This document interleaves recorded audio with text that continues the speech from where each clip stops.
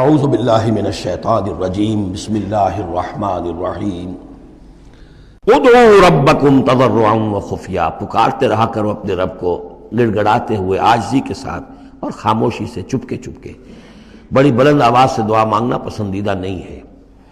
انہ لا یحب المعتدین، یقیناً وہ حد سے گزرنے والوں کو پسند نہیں کرتا۔ ولا تفسدوا فی الارض بعد اصلاحها، اور دیکھو زمین میں اس کی اصلاح کے بعد فساد نہ مچاؤ۔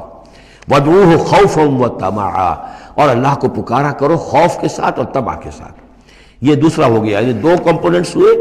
اللہ کو جب پکارو تو پہلی دو ڈائمنشنز کیا ہیں کہ پکارو گڑ گڑاتے ہوئے اور چپکے چپکے دل میں، اور دو مزید ڈائمنشنز کیا ہیں، خوف و طمع۔ اللہ کے ساتھ تمہارا معاملہ رہنا چاہیے بین بین، خوف بھی رہے کہ اللہ پکڑ نہ لے، اللہ سزا نہ دے دے، اور اللہ کی مغفرت، اللہ کی رحمت کی امید بھی رہے۔ ما بین الخوف والرجا، رجا امید، خوف خوف کے درمیان، تو خوف و طمع۔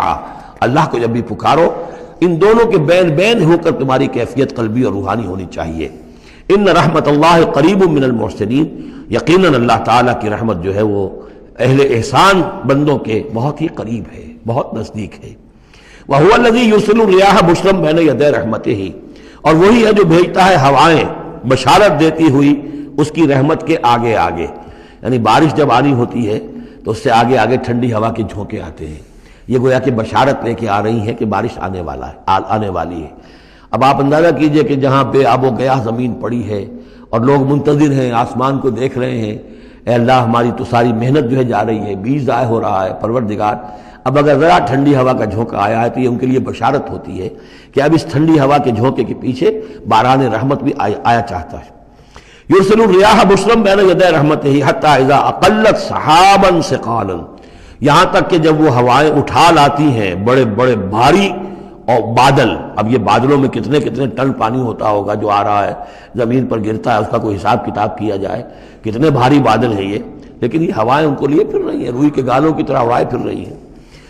سقناہ لبلد میت، تو ہم اس کو ہانک دیتے ہیں اس پانی کو ایک مردہ زمین کی طرف، بے آب و گیاہ وادی کی طرف۔ فانزلنا بہ الماء، ہم ان بادلوں کو ہانک دیتے ہیں، وہ ہوائیں جو ہیں ہانک کر لے جاتی ہیں ایک ایسی زمین کی طرف کہ جو مردہ ہے، بے آب و گیاہ ہے۔ فانزلنا بہ الماء، پھر ہم اس پر پانی برساتے ہیں۔ فاخرجنا بہ من کل الثمرات، اور پھر ہم اس سے زمین میں سے ہر طرح کے میوے نکال دیتے ہیں۔ اور کچھ نہیں تو گھاس ہی ہو گئی، چراگاہی ہو گئی، اور اگر آپ نے کچھ بیج ڈالے ہوئے تھے یا یہ کہ بیج پڑے ہوئے تھے کسی باغ کے اندر، اوپر سے گر گر کے اس کے پھلوں میں سے وہ خود بخود پھوٹیں گے، اور وہ جو اللہ تعالیٰ کی طرف سے جو ہے وہ زمین کے اپنے خزانے نکال دے گی۔ کذالک نخرج الموتیٰ، یہ ہے اصل جو تشبیہ دی گئی، اسی طرح ہم مردوں کو نکال لائیں گے زمین سے۔